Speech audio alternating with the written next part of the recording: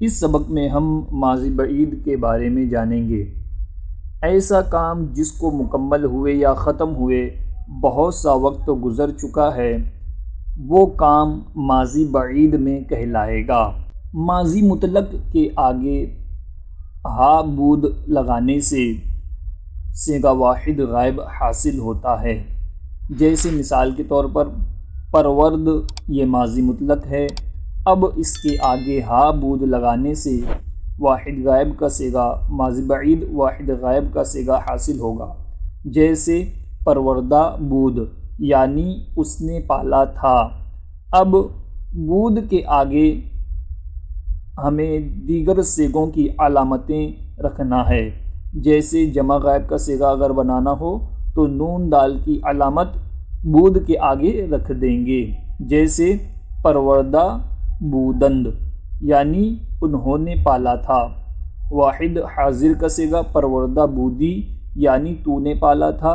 جمع حاضر کا صیغہ یعنی جمع حاضر کا صیغہ پروردہ بودید یعنی تم نے پالا تھا، اور واحد متکلم کا صیغہ پروردہ بودم یعنی میں نے پالا تھا، اور جمع متکلم کا صیغہ پروردہ بودیم یعنی ہم نے پالا تھا۔ یہ ہو گئی معروف کی گردان۔ اب اگر ہمیں مجہول بنانا ہو تو پروردہ کے آگے شدہ لگانا ہے، پروردہ شدہ اور پھر بود۔ جیسے واحد غائب کا صیغہ بنے گا پروردہ شدہ بود یعنی وہ پالا گیا تھا۔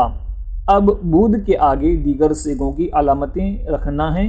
جیسے پروردہ شدہ بودند یعنی وہ پالے گئے تھے، پروردہ شدہ بودی یعنی تو پالا گیا تھا، پروردہ شدہ بودید یعنی تم پالے گئے تھے، پروردہ شدہ بودم یعنی میں پالا گیا تھا، پروردہ شدہ بودیم یعنی ہم پالے گئے تھے۔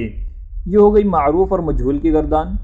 یہ گردانیں مثبت ہیں۔ اب اگر ہمیں منفی بنانا ہو تو فعل کے شروع میں نون کا اضافہ کر دینے سے یہ گردانیں منفی ہو جائیں گی۔ جیسے مثال کے طور پر دو مثالیں دیتا ہوں۔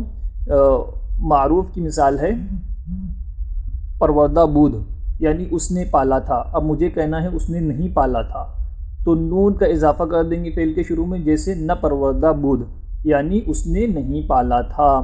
اسی طریقے سے مجہول بھی بنائیں گے، مجہول بھی منفی میں بنا سکتے ہیں۔ جیسے پروردہ شدہ بود یعنی وہ پالا گیا تھا، اب اسے کہنا ہے وہ نہیں پالا گیا تھا، شروع میں نون لگا دیں گے۔ جیسے نہ پروردہ شدہ بود یعنی وہ نہیں پالا گیا تھا۔ اسی طریقے سے آپ دیگر صیغوں کے شروع میں نون کا اضافہ کر کے منفی بنا سکتے ہیں۔ پھر ملتے ہیں اگلے لیسن میں، اگلے سبق میں۔ میرے چینل کو لازمی سبسکرائب کیجئے، اس ویڈیو کو لائک کیجئے، کمنٹ کیجئے اور شیئر کرنا نہ بھولیں۔